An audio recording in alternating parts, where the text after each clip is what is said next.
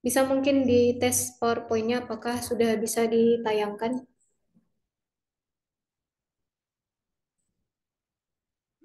Yang Ibu, jadi, Siti di Masahra, Ibu ada nih. oke, Tadi sebentar di jalan. ya.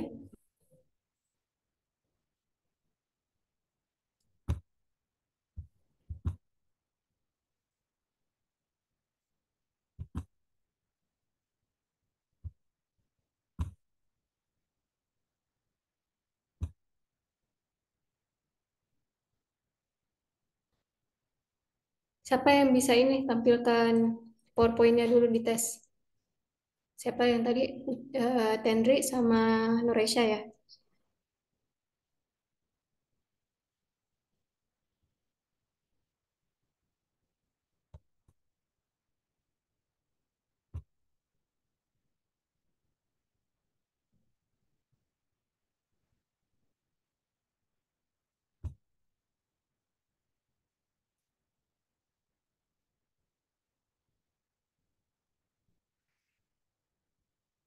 Kalau di full screen bisa nggak dia?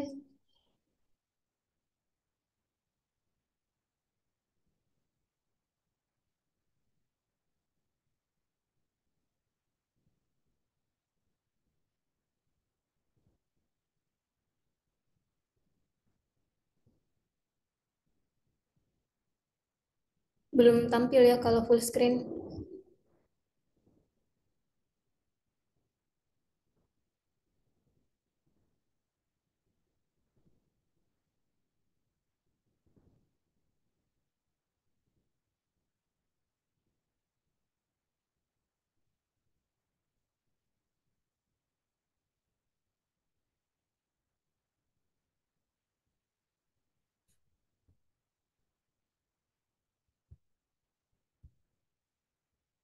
Mana Nuresha? Ini belum tampil. Kalau coba di full screen bisa nggak?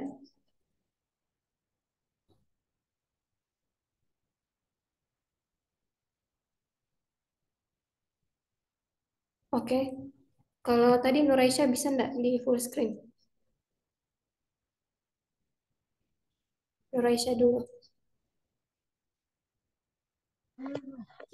Iya Bu, bisa. Ini sementara di Oke.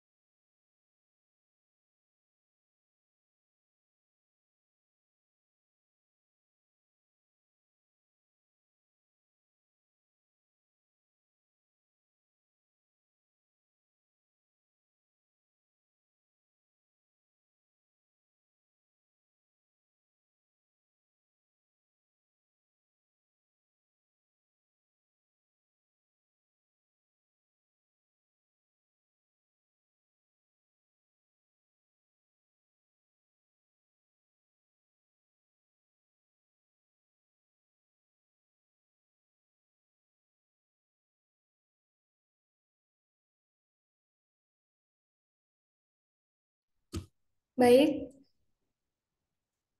ini waktunya sudah tepat jam 10.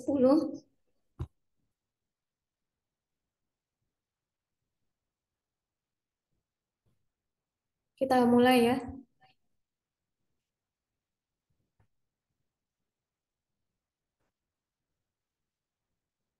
Bisa ditutup dulu share screen-nya.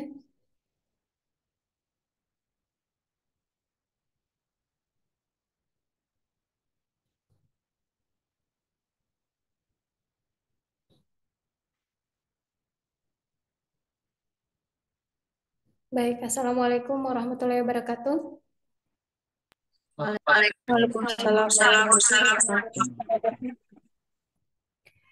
Innal hamdalillah nahmaduhu wa nasta'inu wa nastaghfir wa na'udzu billahi min syururi anfusina wa min sayyiati a'malina may yahdihillahu fala mudhillalah wa may yudlilhu fala hadiyalah. Asyhadu an la ilaha illallah, asyhadu anna Muhammadan abduhu wa rasuluhu amma ba'd. Puji syukur kita panjatkan kehadirat Allah karena atas nikmat karunia Allah sehingga kita masih bisa berkumpul meskipun melalui pertemuan Zoom pada hari ini. Dan juga salam dan salawat kita haturkan kepada Nabiullah Muhammad SAW yang telah membawa kita dari lembah kejahiliahan menuju puncak ilmu pengetahuan. Tanpa berlama-lama, kita akan mulai kegiatan pada hari ini. Pertama, kita sama-sama mengucapkan basmalah. Bismillahirrahmanirrahim. Kemudian, untuk selanjutnya saya akan langsung persilahkan kepada kelompok 1 yang diwakili oleh Andi Maulana Wahyu Ardiansyah untuk mempresentasikan hasil dari penelitian. Hasil dari penelitiannya yang berjudul Paslon Manakah yang menggunakan buzzer pasca debat, sebuah analisis konten media sosial Twitter atau X. Dipersilakan. Mohon maaf Bu, mungkin awal Bu dari perwakilan kelompok 1. Oh ya maaf, saya lihat Maulana di tengah-tengah ini, jadi saya kira dia. Maaf ya. Berarti untuk perwakilan kelompok paslon manakah yang menggunakan buzzer pasca debat itu adalah diwakili oleh saudara Awal Ramadhani. Dipersilakan Awal.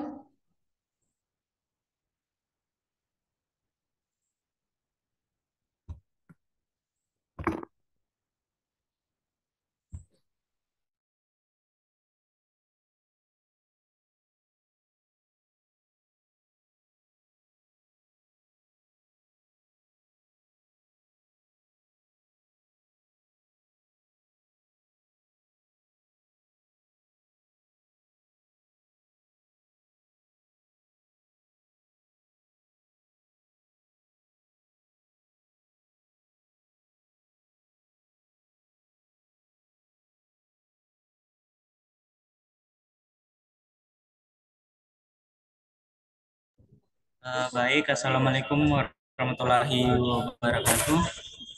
Waalaikumsalam warahmatullahi wabarakatuh.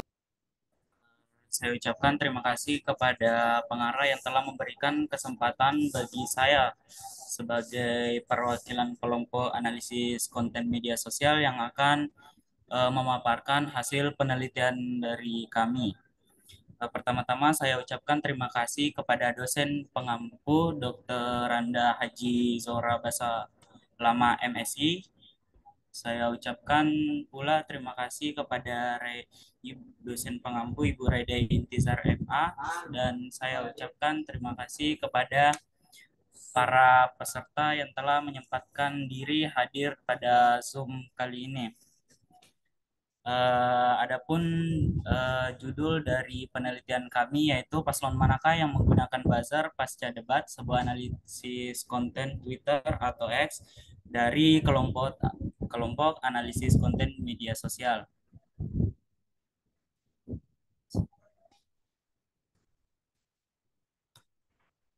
Adapun beberapa anggota dari kami yaitu yang pertama dari tim penyusun yaitu Muhammad Arham Idris, Andi Tandrisana, Sartika Muhatar. Kemudian dari tim pencari data yaitu Fadila Alhumaria, Muhammad Aldi Ahnur, Andi Uci Rahmayanti, Afriani Salam, Cindy Aprilia, Husnul Ramdania, dan Fajri Adam. Tahun 2002,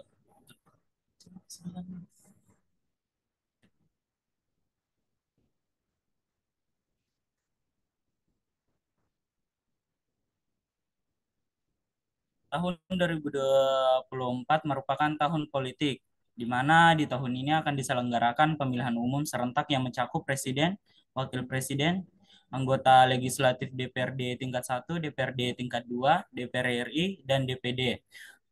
Khusus Pilpres, sebanyak 5 tahapan debat akan diselenggarakan agar rakyat dapat memutuskan pilihan pada tanggal 14 Februari mendatang. Oleh karena itu, untuk dapat memenangkan suara rakyat, Konstantan menerapkan berbagai cara seperti kampanye umum, pemasaran dengan iklan dan baliho, dialog, dan lain-lain. Selain itu, salah satu yang menarik dilakukan saat ini adalah kampanye serta pembentukan mengenai opini melalui media sosial.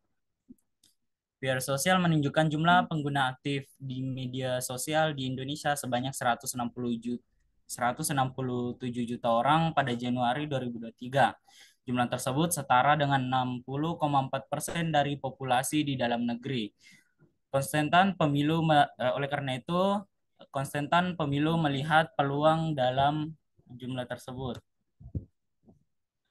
Kampanye politik di media sosial telah digunakan sejak pemilu 2014, namun pada pemilu serentak pada tahun 2019, penggunaan media sosial semakin masif. Debat Pilpres adalah agenda yang dilaksanakan KPU untuk paslon yang berkontestasi setiap 5 tahun. Setelah pasca debat menjadi momentum penting bagi paslon untuk melacak bagaimana opini publik mengenai penampilan mereka. Opini publik juga dapat diarahkan dengan peran buzzer.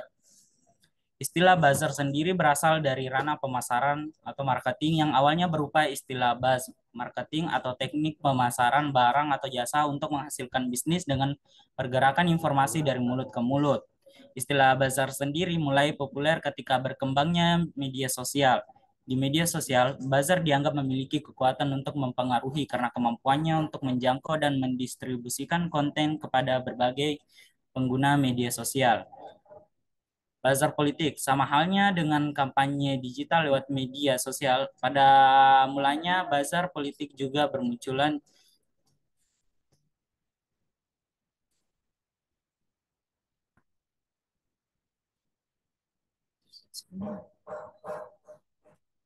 di tahun 2014 dan merupakan gerakan relawan. Namun pada tahun 2019 penggunaan buzzer menjadi tidak terbendung.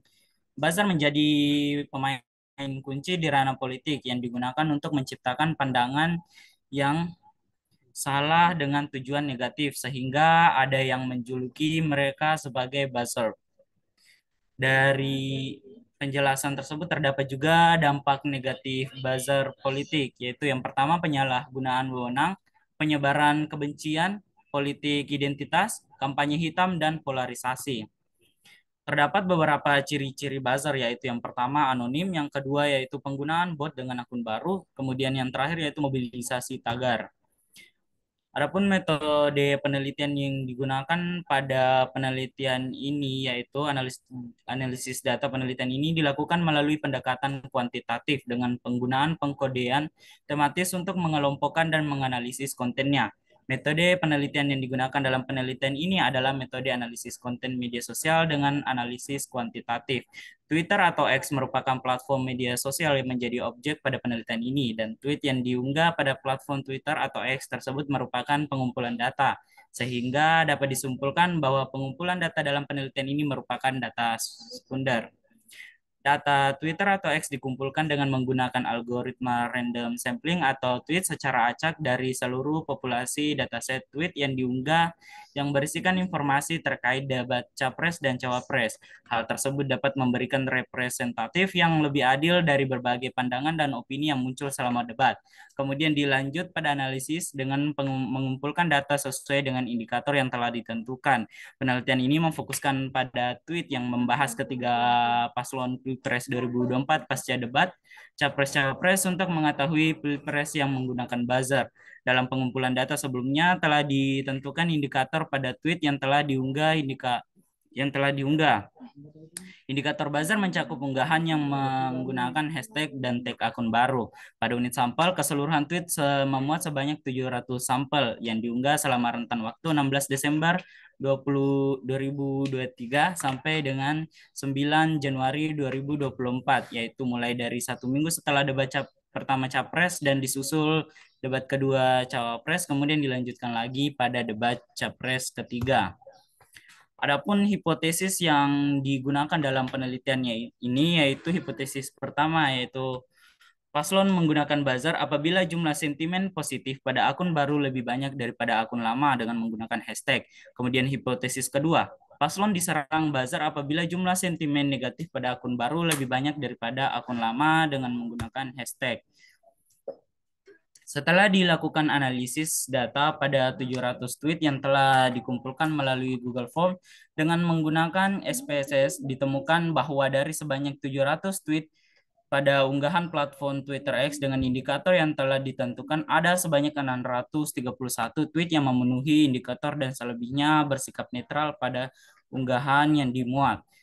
Kami membagi menjadi dua untuk unggahan dengan akun tahun bergabung, yaitu kategori yang pertama yaitu akun dengan yang dibuat di atas tahun 2023 merupakan akun baru, dan akun yang dibuat di bawah 2023 merupakan akun lama yang sebanyak 77%.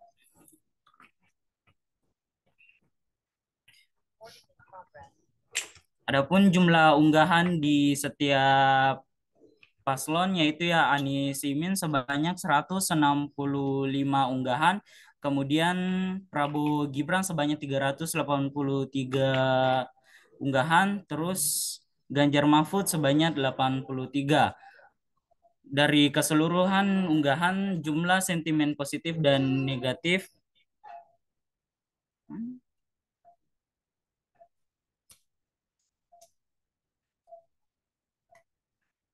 tidak ada. Dari jumlah sentimen positif dan negatif yang dimuat dari 631 tweet tadi, sebanyak 295 unggahan tweet yang masuk pada sentimen positif dan sebanyak 336 unggahan yang masuk pada sentimen negatif. Bisa disimpulkan dari jumlah yang telah dianalisis bahwa sentimen negatif paling banyak pada unggahan yang dimuat. Adapun jumlah tagar yang dimuat pada unggahan tweet dari ketiga paslon sebanyak 478 tweet dari 631 unggahan. Berikut beberapa unggahan yang menggunakan tagar dari masing-masing paslon. Seperti pada unggahan yang mendukung dari paslon nomor urut 1 yaitu Anies, dari akun Malika 6027 yang menggunakan hashtag Insyaallah Anies Presiden yang diunggah pada tanggal 14 Desember tahun 2023. Kemudian unggahan kedua yaitu dari paslon nomor urut 2 yaitu Prabowo yang diunggah pada tanggal 1 Juli 2023 yang berisikan hashtag Prabowo, hashtag Prabowo Subianto, dan lain-lain. Kemudian unggahan ketiga yaitu dari paslon nomor urut 3 yang diposting pada 19 Desember 2023 dengan hashtag Ganjar Mahfud Satset, hashtag Ganjar Mahfud 2024, dan lain-lain. Adapun uji hipotesis.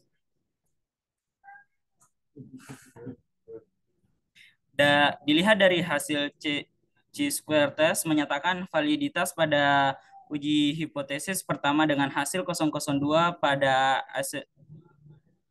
asymptotic significant to site dinyatakan valid karena dilihat dari presentasi yang cukup signifikan berbeda. Perbandingan dapat dilihat pada sentimen positif pada akun lama seperti yang tercantum pada tabel di atas, bahwa akun lama dari Anies Imin berjumlah 86,8%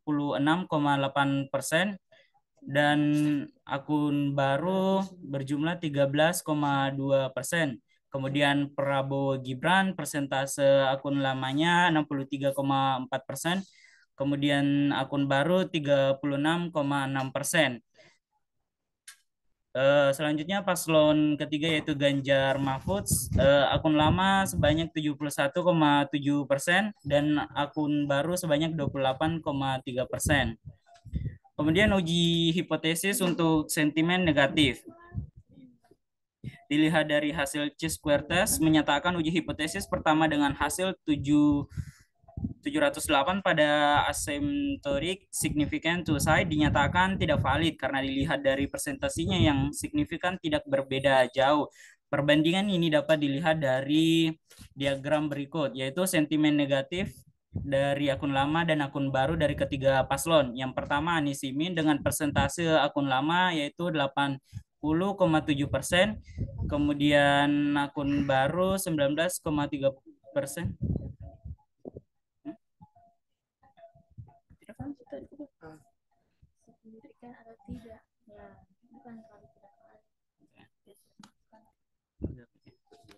Prabowo Gibran sebanyak akun lama 76,3%, 23,7%, dan paslon ketiga yaitu 77,8%.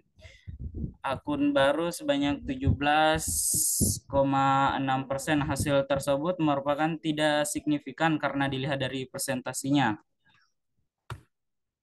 Kesimpulannya dari hipotesis pertama diterima. Paslon yang terasosiasi dengan akun baru yang mengunggah sentimen positif di Twitter atau X menggunakan tagar adalah paslon 02. Oleh karena jumlah akun baru yang mengunggah jauh lebih tinggi secara signifikan dibanding dengan kedua paslon lainnya, sehingga hipotesis 1 terbukti. Dan kemudian hipotesis kedua tidak diterima. Tidak ditemukan perbedaan signifikan pada akun baru yang mengunggah sentimen negatif di Twitter atau X yang menggunakan tagar, sehingga tidak ada orkestrasi serangan oleh buzzer yang dominan terhadap salah satu paslon, sehingga hipotesis 2 tidak terbukti. Baik, itulah tadi pemaparan dari hasil penelitian kami. Saya kembalikan kepada pengarah. Baik, terima kasih saudara Awal. Di sini sudah bergabung beberapa peserta eksternal yang mungkin memiliki pertanyaan terhadap hasil penelitian kita ya.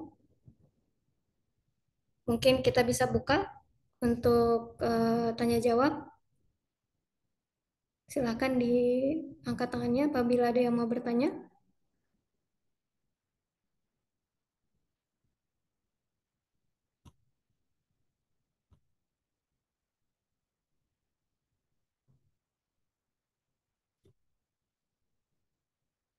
Oke, Cindy Aprilia ya? Bukan ya. Siapa yang mau bertanya? Dipersilakan.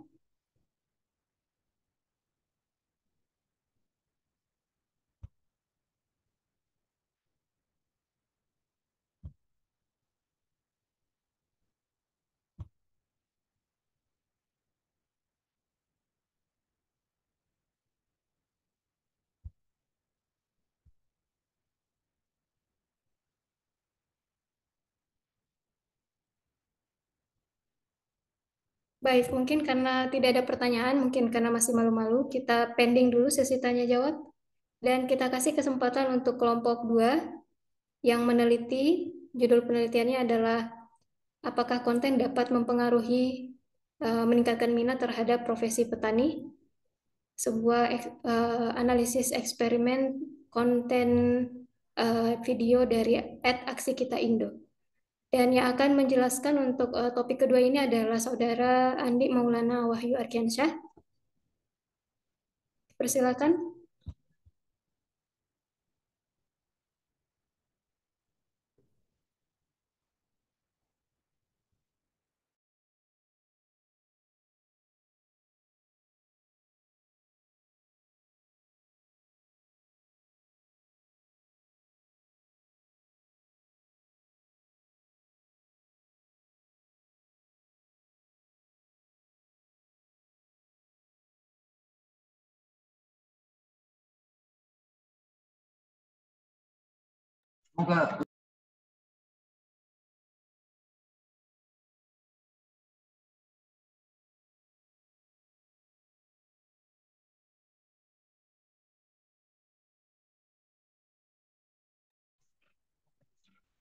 Bismillahirrahmanirrahim. Terima kasih atas kesempatan yang diberikan.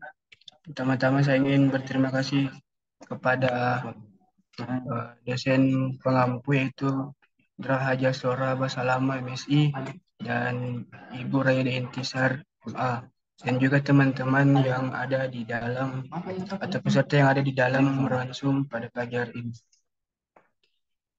Judul penelitian kami yaitu apakah konten dapat meningkatkan minat terhadap profesi petani? Sebuah eksperimen video dari Aksi Kita Indo.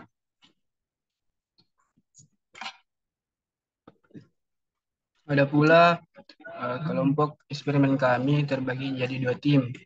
Yang pertama ada tim pencari data, itu Nur Aisyah, Adinda Damarasti, Nani Rumagorong, Siti Fatimah Ashara, Aliatul Hamzah, Muh Yusril Al-Fausan, Andi Muiz Falatehan, Wahyu Tri Amanda, lalu Alni Alfitri Ainun Hairuddin. Kemudian pada tim penyusun ada Andi Wahyu Arkiansyah, Yunika Rifki Apriani, dan yang terakhir Andi Muhammad Fikri.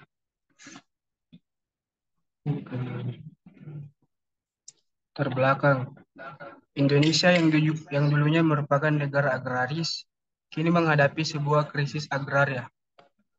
Lahan persawahan kian menyusut setiap tahunnya. Kemudian regenerasi petani.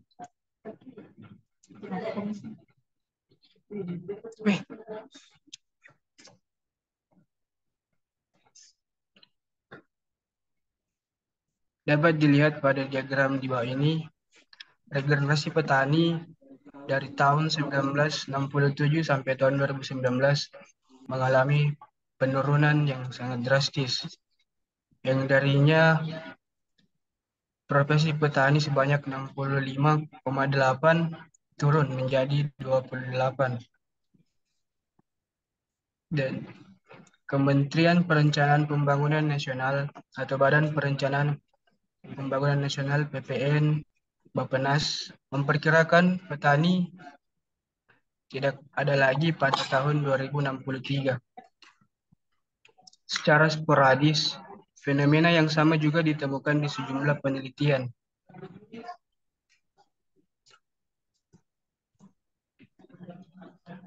Ada pula faktor rendahnya minat atas profesi petani. Terdapat 3 faktor. Yang pertama, tingkatan gengsi.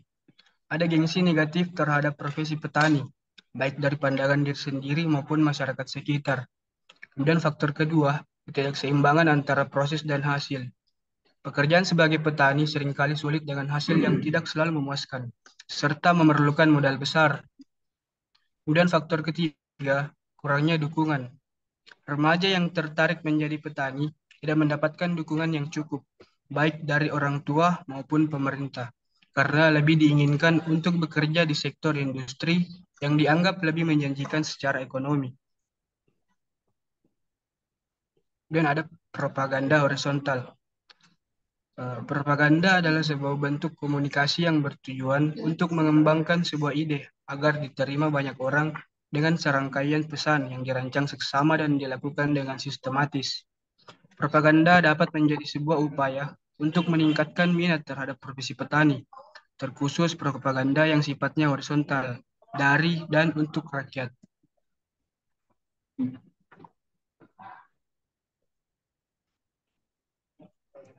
Teori efek kultural. Era teori kultural muncul setelah era teori efek terbatas. Teori ini mengakui potensi besar efek media massa, tetapi menekankan bahwa khalayak memainkan peran penting dalam menerima atau menolak efek tersebut. Teori ini melihat pesan dan efek sebagai hasil interaksi atau negosiasi, bukan sebagai sesuatu yang hanya diterima begitu saja oleh khalayak. Khalayak tidak hanya pasif menerima informasi, tetapi juga aktif mengolahnya sesuai dengan kebutuhan mereka.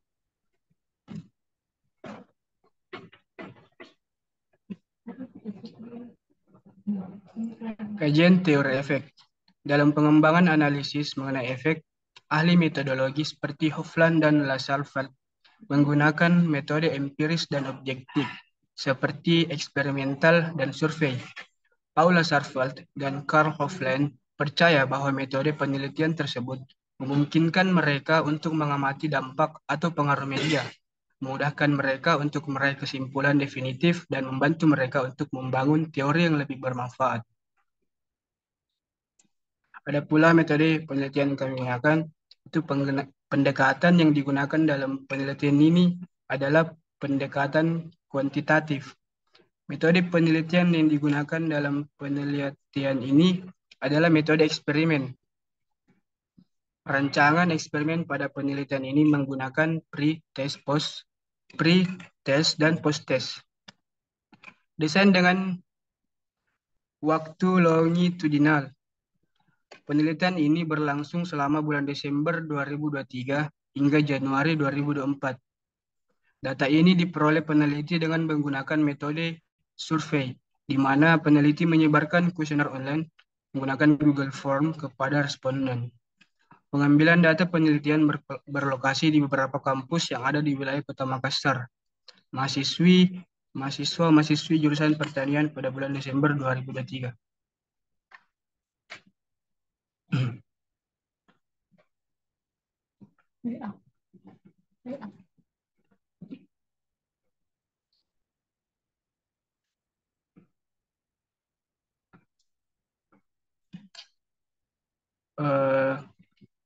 Dari item minat mahasiswa terhadap profesi, indikator kami ambil dari aspek minat dan terdapat 6 indikator. Yang pertama perhatian, kemudian perasaan senang, kemudian dorongan atau motif, kemudian harapan, kemudian ketertarikan, yang terakhir kemauan.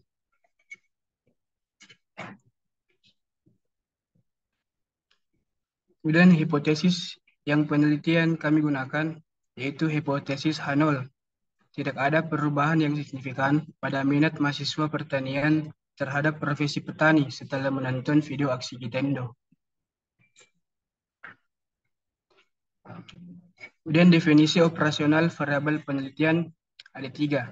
Yang pertama, video aksi Gitendo. Video yang disebar oleh media aksi Gitendo merupakan video kritik yang mengangkat isu krisis ekspor-impor pangan yang terjadi di Indonesia. Yang kedua, mahasiswa pertanian.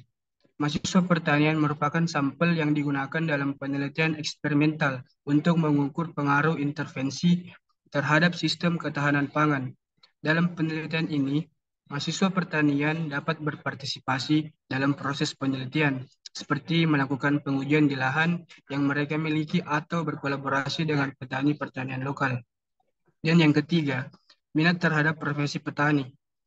Minat mahasiswa pertanian terhadap profesi petani setelah menyelesaikan perkuliahan itu semakin menurun karena banyaknya alih profesi yang dilakukan oleh mahasiswa pertanian saat ini yang tidak sesuai dengan jurusannya.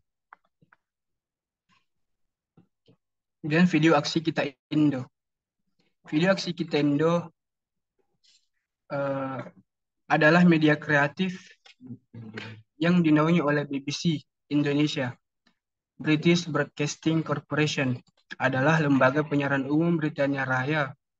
Video ini mendeskripsikan tentang kritik terhadap krisis pangan yang mengimpor beras dan kedelai walaupun sudah menyediakan pangan di Indonesia. Dalam konteks ini, video juga dapat menyoroti perlunya reformasi, kebijakan pertanian, dan perubahan dalam strategi ketahanan pangan. Menekankan pentingnya dukungan kepada petani lokal, penerapan teknologi pertanian yang berkelanjutan, dan mitigasi perubahan iklim yang menjadi langkah krusial. Video ini mendeskripsikan tentang kritik terhadap krisis pangan yang mengimpor beras dan kedelai walaupun sudah menyediakan pangan di Indonesia. Dalam konteks ini, video juga dapat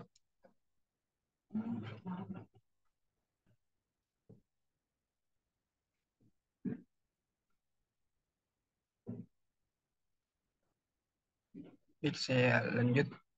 Video dapat menyoroti perlunya reformasi kebijakan pertanian dan perubahan dalam strategi ketahanan pangan.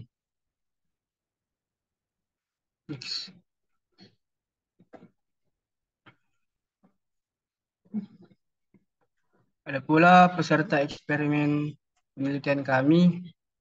Peserta eksperimen pada penelitian ini mengambil subjek dari mahasiswa jurusan pertanian yang dekat dengan sektor pertanian. Subjek ditentukan yaitu mahasiswa pertanian yang berasal dari beberapa universitas di Kota Makassar dan sekitarnya.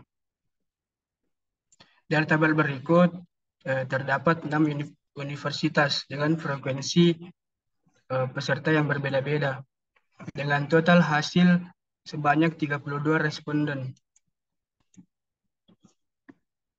Kemudian peserta eksperimen kami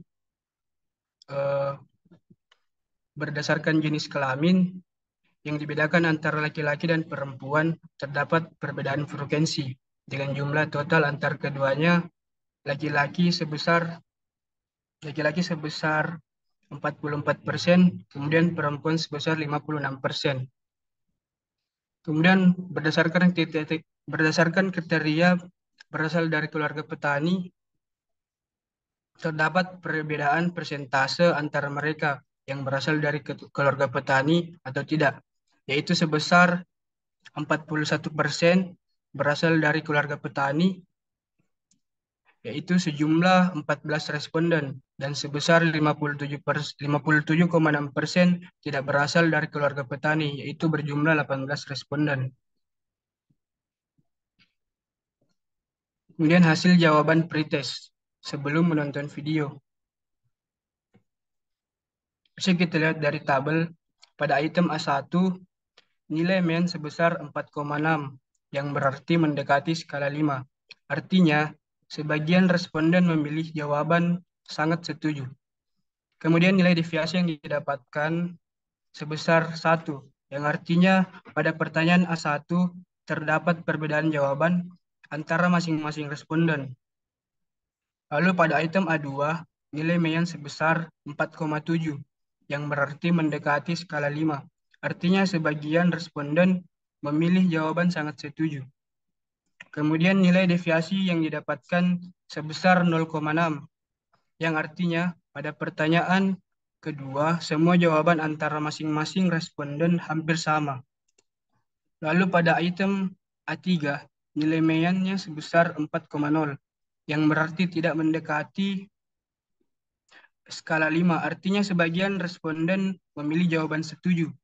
Kemudian nilai deviasi yang didapatkan sebesar 0,9, yang artinya pada pertanyaan A3, semua jawaban antara masing-masing responden hampir sama.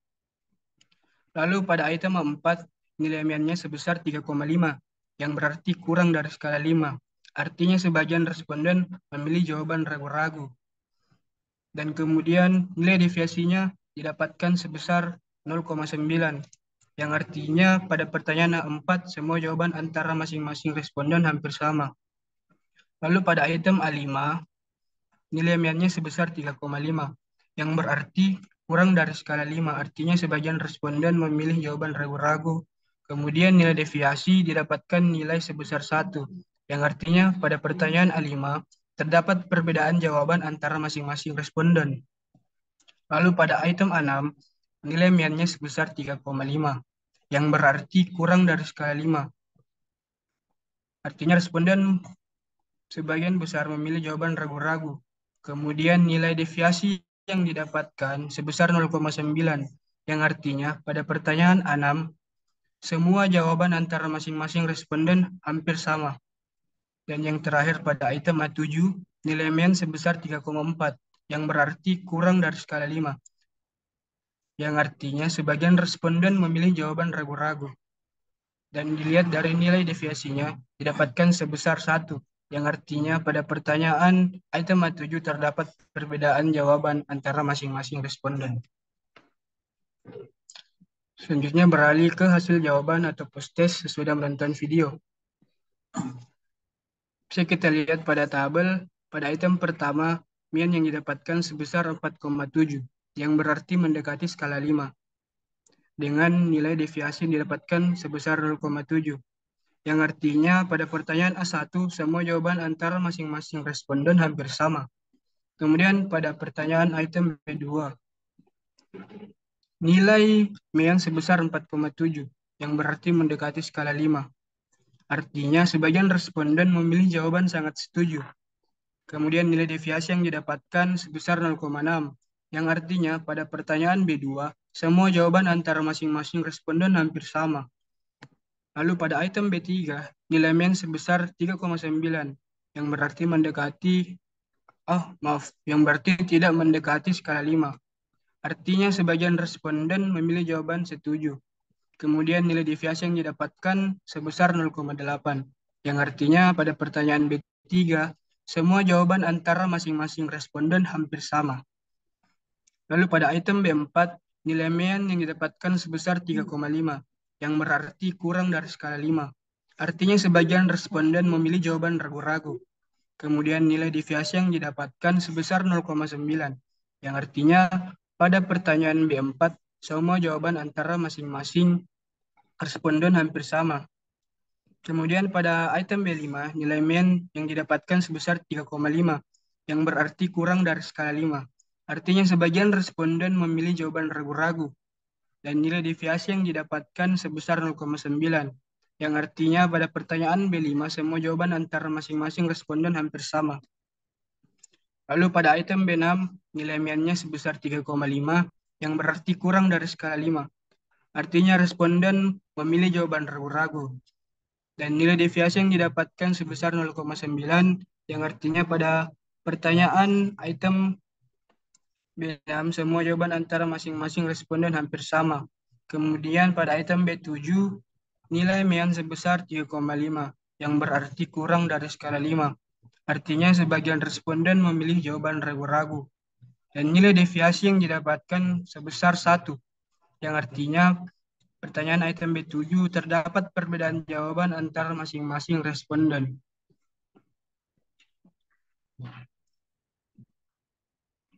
Kemudian beralih ke uji validitas. Yang pertama ada pretest. Berdasarkan output korelasi di atas, diketahui nilai signifikan untuk hubungan atau korelasi item A1 hingga item A7 dengan skor total adalah lebih dari 0,05. Dan percent correlation bernilai positif, yakni sebesar 1. Maka dapat disimpulkan bahwa item A1 hingga item A7 adalah valid, karena item soal pretest A1 hingga A7 dinyatakan valid, maka item soal tersebut dapat dijadikan sebagai alat pengumpul data yang akurat dalam penelitian. Kemudian beralih ke uji validitas post-test. Berdasarkan output correlation di atas, diketahui nilai signifikan untuk hubungan atau korelasi dari item B1 hingga item B7 dengan skor total adalah tidak lebih dari 0,05 dan percent correlation bernilai positif, yakni mendekati 1.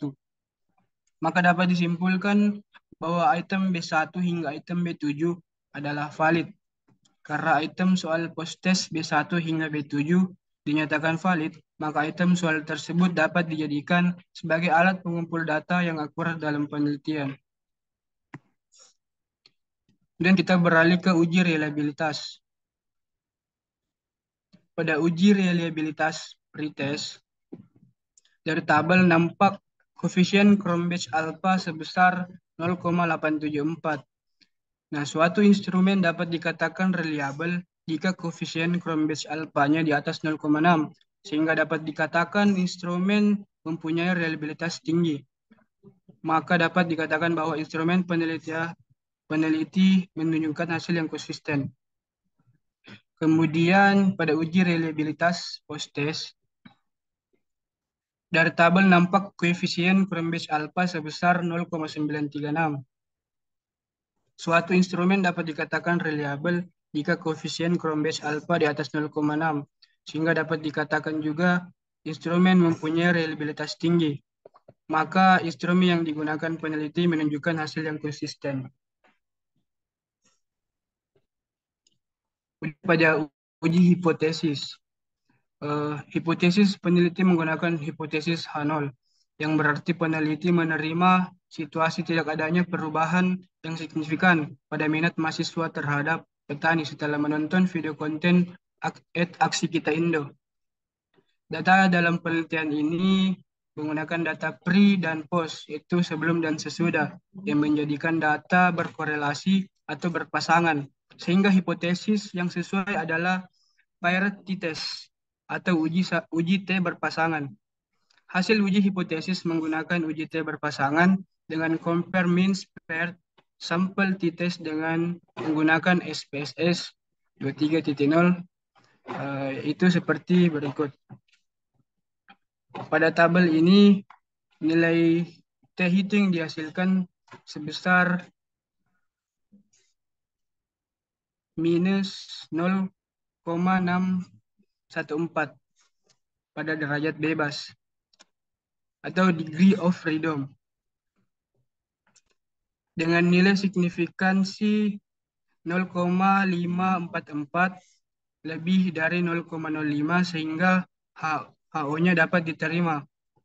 Ini berarti tidak terdapat perubahan yang signifikan pada minat terhadap profesi petani setelah menonton video konten Aksi Kita Indo. Ada perbedaan minat sebelum dan sesudah menonton video Aksi Kita Indo, namun tidak signifikan. Berarti video konten Aksi Kita Indo belum cukup untuk menjadi sebuah propaganda yang dapat mengubah minat mahasiswa sebagai profesi petani. Video konten Aksi Kita Indo harus disaksikan secara lebih intens dan juga memuat informasi yang lebih menekankan dari aspek krisis, sehingga masyarakat dapat menekankan bahwa hal ini adalah hal yang urgent. Next.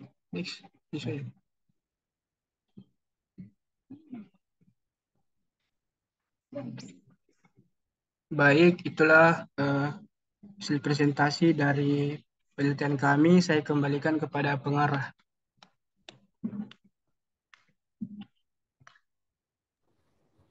Mohon maaf, di sini sedang hujan keras. Apakah bisa kedengaran suara saya? Ibu. Bisa, Ibu. Uh, Terima kasih banyak ya atas kelompok eksperimen, atas presentasinya. Untuk selanjutnya kami mau lempar kepada penonton. Hanya ada yang mau dipertanyakan dari presentasi, baik kelompok analisis konten maupun kelompok eksperimen.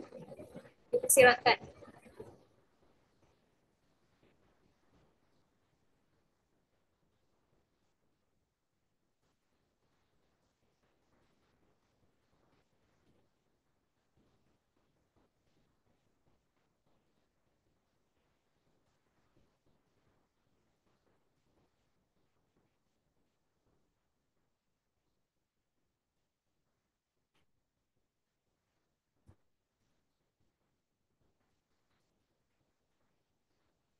Oke, mungkin ada yang mau ditanyakan dari peserta yang sempat hadir pada hari ini. Ada, saya lihat ada Widya. Assalamualaikum Widya. Waalaikumsalam, Ibu. Dan ada teman S3 saya, Ibu Nini Pratiwi. Assalamualaikum Ibu Nini. Kemudian ada mahasiswa PMM, Devika Aulia Putri.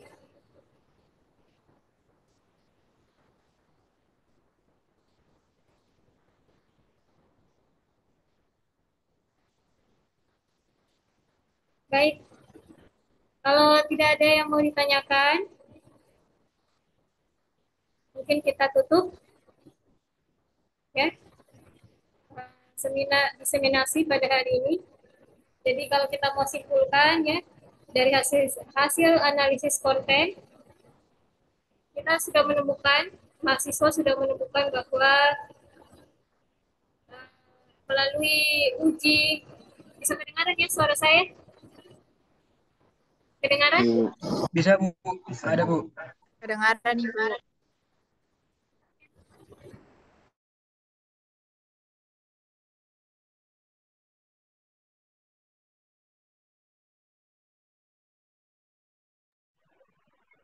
Cek, bisa kedengaran sekarang?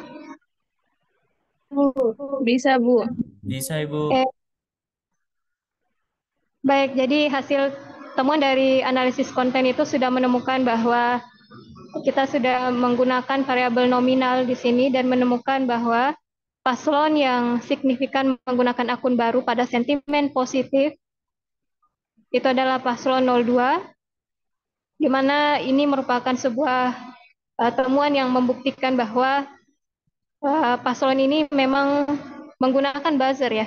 Dan kita sudah mengetahui dampak dari buzzer itu sendiri, sehingga ini menjadi temuan yang penting ketika kita ini sudah menghadapi pemilu 2024. Kemudian analisis eksperimen dari kelompok kuasi eksperimen juga sudah menemukan bahwa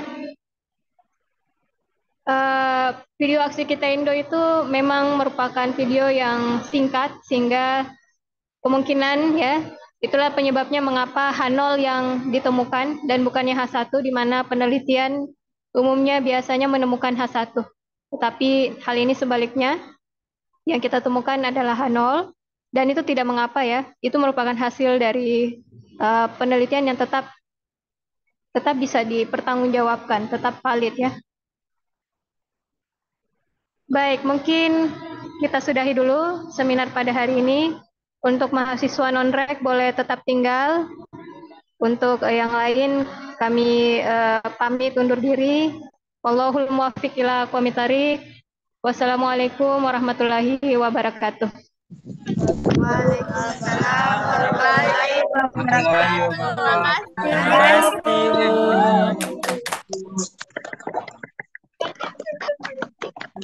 Karena aku ketemu ini.